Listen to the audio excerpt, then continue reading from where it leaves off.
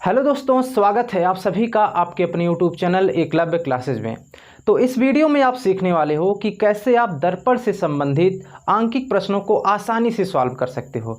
तो दर्पण से संबंधित जितने भी आंकिक प्रश्न बनते हैं उन सभी को सीखने के लिए हमको क्या क्या सीखना पड़ेगा ताकि हम आसानी से उसको सॉल्व कर लेंगे। देखिए, सबसे पहले दर्पण के बारे में जानना पड़ेगा कि दर्पण क्या होता है, बेसिक चीज़ें उसके बारे में, फोकस दूरी, प्रतिबिंब की दूरी, वस्तु की दूरी, कब धनात्मक कब ऋणात्मक, ये बहुत ज़रूरी है। आधा चीज़ें यही है कि दूरी कब धनात्मक कब ऋणात्मक। तो उसके बारे में 2 मिनट में हम लोग इसकी जानकारी ले लेते हैं, फिर हम प्रश्न को तो सॉल्व करेंगे ही, प्रश्न कहीं नहीं जाएगा भाग के। तो चलिए इसको देख लेते हैं। बेसिक जानकारी इसमें क्या है कि सबसे पहली बात, दर्पण जो है वो दर्पण 2 प्रकार का होता है। ये जो गोलीय दर्पण होता है, गोलीय दर्पण 2 प्रकार का होता है। पहला उत्तल दर्पण, दूसरा अवतल दर्पण।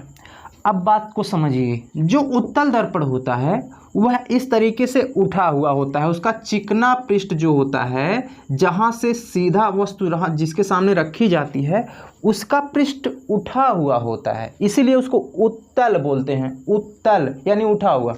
अब देखिए, इसको अवतल क्या होता है, अवतल का पृष्ठ जो चिकना होता है वो दबा हुआ होता है, आपको भी पता है, सिंपल सी बात है। लेकिन और इसमें क्या जानने वाली बात है कि जब भी इस प्रकार से उत्तल दर्पण बना हुआ है तो फोकस दूरी किस तरफ होगी, जिस तरफ से इसका गोला हुआ होगा, गोला उस तरफ उसका है, तो गोला जब उस तरफ होगा दाहिनी हाथ की तरफ जाएंगे तो दाहिनी हाथ की तरफ की दूरी धनात्मक होती है, और उसी तरफ गोला है तो उसी तरफ फोकस दूरी भी होगी, तो फोकस दूरी क्या हो जाएगी, धनात्मक। उत्तल दर्पण की फोकस दूरी धनात्मक। ठीक इसी प्रकार से अवतल दर्पण की फोकस दूरी ऋणात्मक हो जाएगी, क्योंकि इस तरफ की दूरी ऋणात्मक और उस तरफ की दूरी धनात्मक। सिंपल सी बात है। तो इतना आपको याद ही होगा कि फोकस दूरी और उत्तल का धनात्मक में लिया जाता है। अभी अवतल की बाद में बात कर लेते हैं। अब बात को समझिए कि प्रतिबिंब की दूरी कैसी होती है। जब भी उत्तल दर्पण से प्रतिबिंब बनता है तो हमेशा इधर बनता है आकर के। जब हमेशा इधर आके बनेगा तो इस तरफ की दूरी क्या होती है, धनात्मक होती है। तो प्रतिबिंब की दूरी भी क्या हो जाएगी, धनात्मक हो जाएगी। बात को समझ में आया आपको। चलिए, वस्तु की दूरी क्या होती है, हमेशा वस्तु की दूरी माइनस में होती है, यानी ऋणात्मक होती है। हमेशा वस्तु इसी तरफ रखी जाती है। जब इसी तरफ रखी जाएगी तो इसका मतलब इस तरफ उल्टा हाथ पड़ रहा है, और इस तरफ की दूरी क्या होती है, ऋणात्मक होती है। इस तरफ भी हम वस्तु को रखेंगे, इसी तरफ आएंगे तो इस तरफ वस्तु की दूरी क्या होगी, ऋणात्मक होगी। चाहे अवतल हो चाहे उत्तल हो, ऋणात्मक होती है। बात खत्म। ठीक है, अब बात को समझते हैं कि F क्या है, V क्या है, U क्या है। F होता है फोकस दूरी। अगर कहेगा कि उत्तल दर्पण की फोकस दूरी 10 सेंटीमीटर है, इसका मतलब F बराबर 10। V क्या है, V है प्रतिबिंब की दूरी। अगर कहेगा प्रश्न में कि प्रतिबिंब बना है 20 सेंटीमीटर पर, इसका मतलब V बराबर 20 सेंटीमीटर। तो V जो है प्रतिबिंब की दूरी दिखाता है, U जो है वस्तु की दूरी दिखाता है। सेम काम मुहिम इसमें भी होता है। F फोकस दूरी, V प्रतिबिंब की दूरी, U वस्तु की दूरी। बात समझ में आ गई। इसके बारे में थोड़ा चर्चा कर लेते हैं। फोकस दूरी को तो आपको पता ही लग गया कि ऋणात्मक होता है। प्रतिबिंब की दूरी, इसमें माइनस भी होती है प्लस भी होती है। किसमें, अवतल दर्पण में।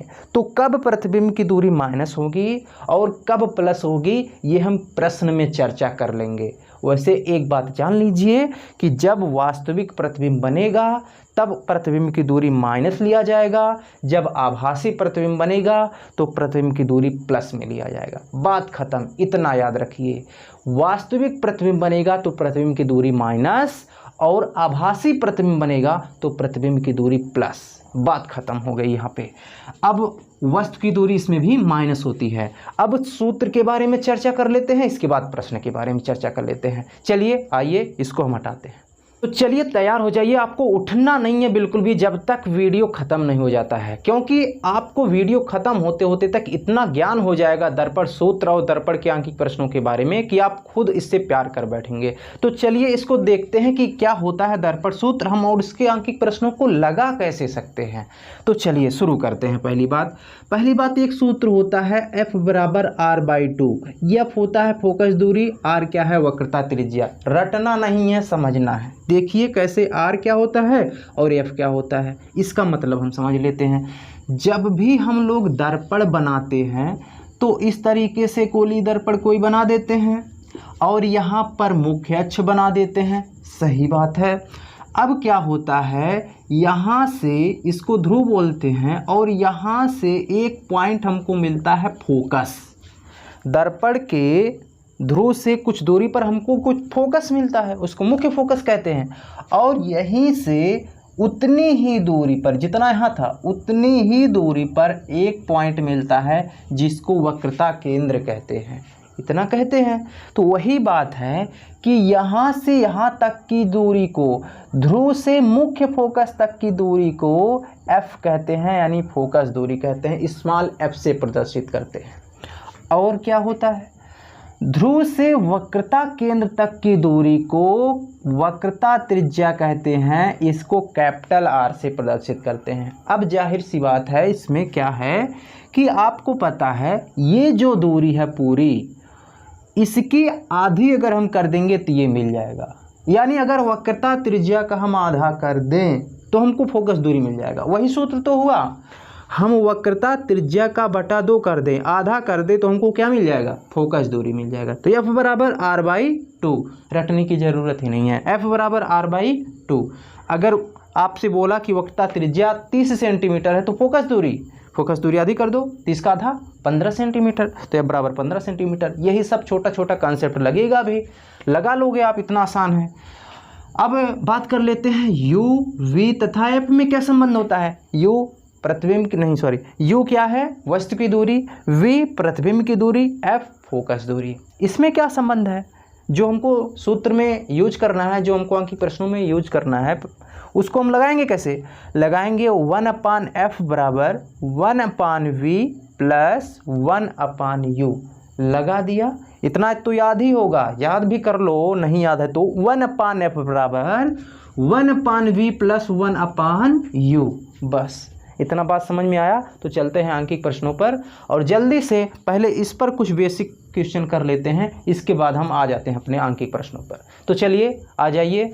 तो चलिए पहले कुछ बेसिक प्रश्नों को जान लेते हैं, फिर इसके बाद अंकित प्रश्न तो है ही हमारे सामने, उसको हम करते रहेंगे। तो चलिए देख लेते हैं।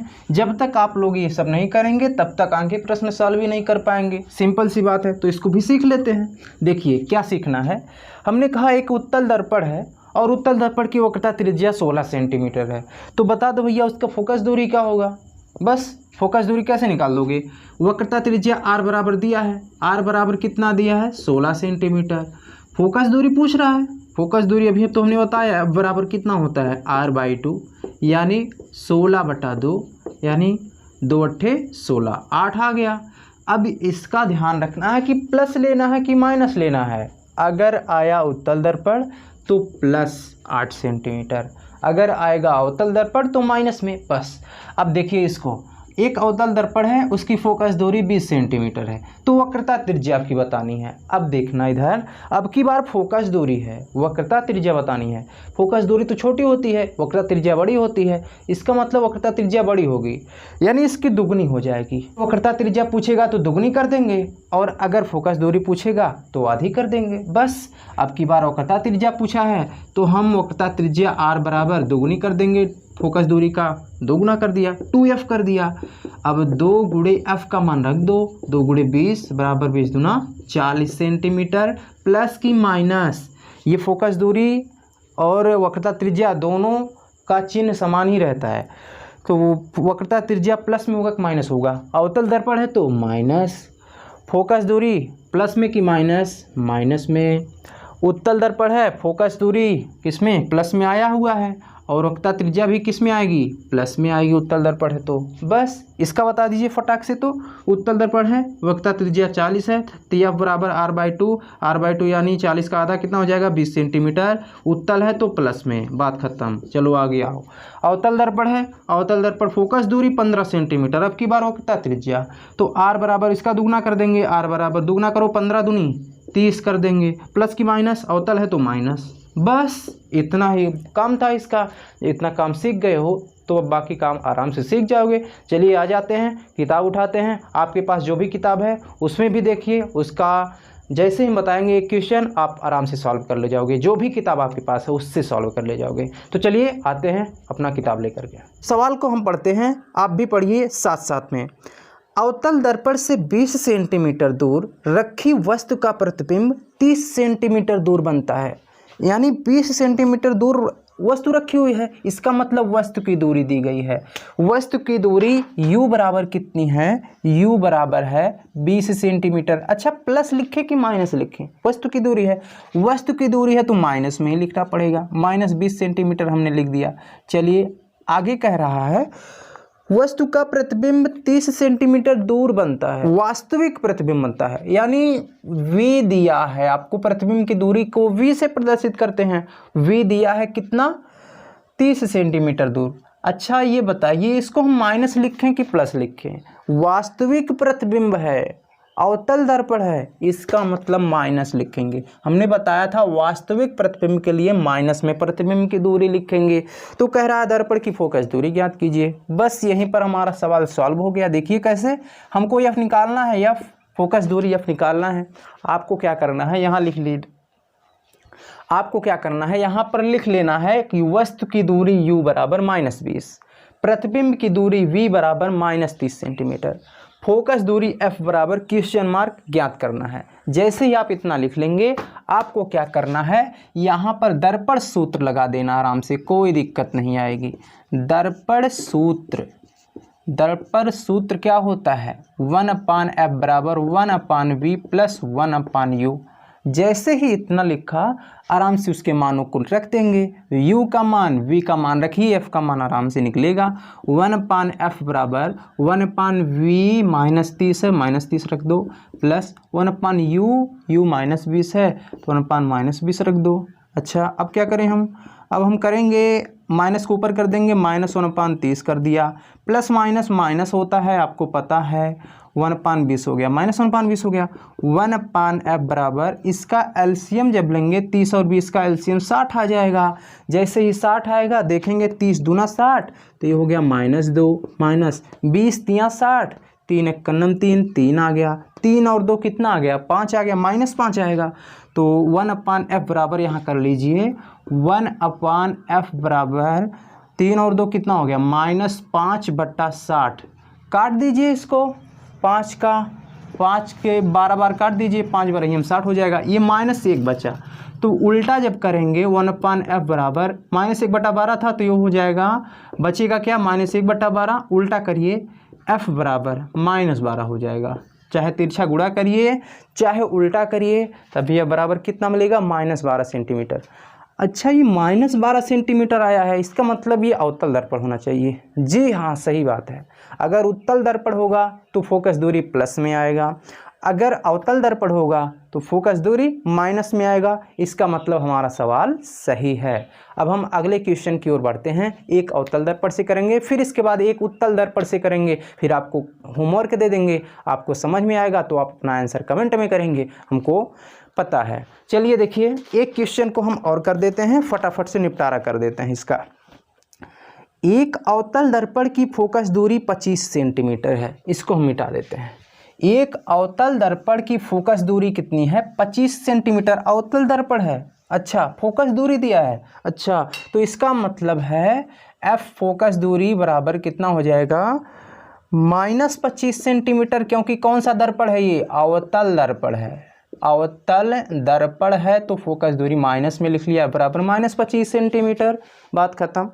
आगे देख लीजिए, दर्पण से 20 सेंटीमीटर दूरी पर रखी वस्तु के प्रतिबिंब की स्थिति एवं प्रकृति ज्ञात कीजिए। अब बोलिए, देखिए कितनी दूरी पर रखी हुई है? ये रखी हुई है 20 सेंटीमीटर दूरी पर, यानी वस्तु की दूरी दी गई है। वस्तु की दूरी कितनी है? 20 सेंटीमीटर। माइनस में रखेंगे हमेशा वस्तु की दूरी को। ये यहाँ क्या कर रहा है? ये नहीं है यहाँ पे, ठीक है। आपको वह दे दिया, u दे दिया, v निकालना है। प्रतिबिंब की दूरी पूछा है, यानी स्थिति पूछा है, इसका मतलब कितना दूर, यानी प्रतिबिंब की दूरी पूछा है। v आपको निकालना है, क्वेश्चन मार्क लगा दीजिए। लग गया। जैसे ही इतना काम हो जाए, तीनों का मान मिल जाए, एक का नहीं मिले, तब क्या करेंगे आप? दर्पण सूत्र लगा देंगे। दर्पण सूत्र 1/f बराबर 1/v प्लस 1/u। लिखते लिखते याद हो जाता है, बच्चे बच्चे को याद हो जाता है, इसमें याद करने वाली कोई बात ही नहीं है। एफ का मान क्या है, -25 है। -25 बराबर 1/v हमको निकालना है, वी तो निकालना ही है, प्लस 1/u का मान -20, -20 कर दो, आ जाओ आगे। 1/-25 है ना, तो माइनस ऊपर कर दो, -1/25 बराबर 1/v प्लस माइनस -1/20 हो जाएगा, -1/20 हो गया। 1/v को ही रहने दो, -1/20 को इधर लाओगे प्लस 1/20 हो जाएगा। आ जाओ यहाँ पे, 1/v को यहीं रहने दो, 1/v बराबर इसको लाओगे तो यहाँ प्लस हो जाएगा, प्लस 1/20, ये माइनस में था पहले से तो -25, -1/25। अब क्या करेंगे, 20 और 25 का लासा कितना आएगा, 25 चौका 100, 100 आएगा। तो एलसीएम हमने 100 ले लिया, 20 पंचे 100, 5 आया, माइनस 25 चौका 100, 4 1 कन्नम 4, 4 आ गया, बराबर 1/v कर दिया हमने। 5 में से 4 गया 1, 1/100 बराबर 1/v। v बराबर कितना हो गया, 100 सेंटीमीटर। प्रतिबिंब की दूरी आपके पास कितनी मिल गई है, 100 सेंटीमीटर। अब आपको क्या करना है, स्थिति बतानी है। अगर ये प्लस में आएगा तो दर्पण के पीछे बतानी है, अगर ये प्लस में आएगा तो दर्पण के पीछे बताना है, अगर ये माइनस में आएगा तो दर्पण के सामने बताना है। तो प्रतिबिंब की दूरी 100 सेंटीमीटर, प्रतिबिंब 100 सेंटीमीटर दूर दर्पण के पीछे बनेगा, 100 सेंटीमीटर दूर दर्पण के पीछे बनेगा। बस सवाल हमारा सॉल्व हो गया। और जब भी ये प्लस में आएगा तो आप बताएंगे सीधा बनेगा। आप लिख लीजिए यहाँ पर प्रकृति इसकी लिख लीजिए, प्रतिबिंब कैसा बनेगा, सीधा बनेगा। कहाँ बनेगा, दर्पण के पीछे बनेगा, दर्पण के पीछे कितनी दूरी पर, 100 सेंटीमीटर दूरी पर। ये आप कर लेंगे। ये हो गया, हमने प्रकृति बता दिया, ये स्थिति बता दिया, काम हो गया। अगले सवाल पर आइए जो उत्तल दर्पण का होगा। इसके बाद जो क्वेश्चन हम देंगे वो आप खुद से करेंगे और अपना आंसर कमेंट में करेंगे। एक उत्तल दर्पण की फोकस दूरी 20 सेंटीमीटर है। उत्तल दर्पण की फोकस दूरी है, इसका मतलब f बराबर दिया गया है कितना सेंटीमीटर, 20 सेंटीमीटर। जब उत्तल दर्पण आएगा तो हम क्या लिख देंगे, उत्तल दर्पण के लिए फोकस दूरी को हम लिखेंगे +20 सेंटीमीटर। f बराबर +20 सेंटीमीटर मिल गया हमारे पास। आगे बोला है कि इस दर्पण से 25 सेंटीमीटर दूर रखी वस्तु के प्रतिबिंब की स्थिति ज्ञात कीजिए। अब बताइए इस दर्पण से कितनी दूरी पर वस्तु रखा हुआ है, 25 सेंटीमीटर, यानी वस्तु की दूरी दिया गया है u बराबर 25 सेंटीमीटर। अब बताइए इसको माइनस लिखें कि प्लस लिखें, तो हमेशा वस्तु की दूरी को माइनस में लिखते हैं, इतना बात हमको पता है। तो बस अवतल दर्पण उत्तल दर्पण में कुछ खास है नहीं, केवल चिन्ह का लफड़ा है, बाकी सूत्र वही है, तो इससे क्या डरना हमको। तो लगा दीजिए, हमको v निकालना है ना, तो v निकालना है तो प्रश्नवाचक चिन्ह लगा दीजिए। अब लिखिए दर्पण सूत्र क्या होता है, दर्पण सूत्र 1/f बराबर 1/v प्लस 1/u। अब देखिए इसमें v का मान निकालना है, u का मान रखिए, f का मान रखिए, फटाफट से रखिए। 1/f मतलब 20 है तो +20 रख दीजिए, बराबर 1/v निकालना है, छोड़ दीजिए, प्लस 1/u का मान कितना है, -25, -25 रख दिया। प्लस माइनस क्या होता है, माइनस होता है, प्लस माइनस माइनस, तो 1/20 बराबर 1/v प्लस माइनस माइनस 1/25 कर दिया। 1/v को ही रहने दीजिए, 1/v बराबर इधर क्या आ जाएगा, बराबर 1/20, ये माइनस था तो प्लस 1/25 हो गया। अब यहाँ पर क्या करना है, यहाँ पर आप इसका एलसीएम ले लेंगे। 20 और 25 का एलसीएम आ जाएगा 100, अभी हमने निकाला था। अब 20 पंचे 100 तो 5 1 कन्नम 5 प्लस 25 चौका 100 तो 4 1 कन्नम 4 बराबर 1/v। 5 4 कितना हो जाएगा, 9/100 हो जाएगा, और 9/100 बराबर 1/v, तो 1/v बराबर 100/9। 100/9 को भाग करोगे तो 11.1111 यानी 11.111 आएगा, है ना। तो 1/v का मान आ गया 11 दशमलव, नहीं सॉरी, ये v का मान निकला आपके पास, 1/v का मान 9/100, तो v का मान 100/9 उल्टा कर देंगे, 9 को करेंगे भाग करेंगे तो 11.11 मिलेगा।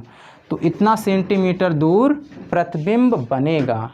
जब भी प्लस में आएगा तो दर्पण के पीछे, जब भी प्लस में आएगा तो हमेशा सीधा बना है।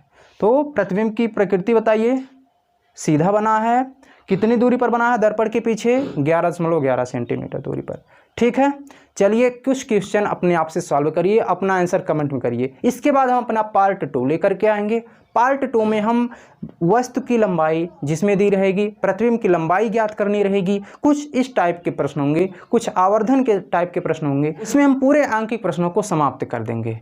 50 सेंटीमीटर फोकस दूरी वाले अवतल दर्पण के सामने 25 सेंटीमीटर की दूरी पर वस्तु के दर्पण से बने प्रतिबिंब की स्थिति एवं प्रकृति ज्ञात कीजिए। तो उम्मीद है अगर आपने अच्छे से देख रखा है वीडियो को तो आराम से सॉल्व कर देंगे, कोई दिक्कत नहीं आएगी। तो अगर आप अपना आंसर कमेंट में कर देंगे तो जितना भी हम गर्मी में सड़के पसीने में सड़के अपना जो वीडियो बना रहे हैं ये सब सफल हो जाएगा। अगर आप एक कमेंट कर देंगे अपना आंसर तो आशा है आप ज़रूर सॉल्व करेंगे, अपना आंसर कमेंट करेंगे। तो एक क्वेश्चन आप ये सॉल्व करेंगे। दूसरा क्वेश्चन है, एक अवतल दर्पण की फोकस दूरी 5 सेंटीमीटर है, इसके सामने 10 सेंटीमीटर दूर रखी वस्तु का प्रतिबिंब कहाँ पर बनेगा और क्या वास्तविक होगा, ये आपको बताना है। 2 क्वेश्चन है आपके पास और दोनों का आंसर आप कमेंट में करिए, हमको बहुत अच्छा लगेगा। तो मिलेंगे नेक्स्ट वीडियो में इसका पार्ट 2 लेकर के। पार्ट 2 आप देखेंगे तो कोई भी क्वेश्चन होगा आप दर्पण से संबंधित जितने भी आंकिक प्रश्न होंगे किसी को नहीं छोड़ेंगे। बोर्ड परीक्षा में पूछे जाते हैं 2 नंबर का, तो आप उसको आराम से करिए और बहुत आसान है, बहुत ज़्यादा कठिन भी नहीं है। तो मिलेंगे नेक्स्ट वीडियो में पार्ट 2 लेकर के। तब तक के लिए जय हिंद, जय भारत, वंदे मातरम।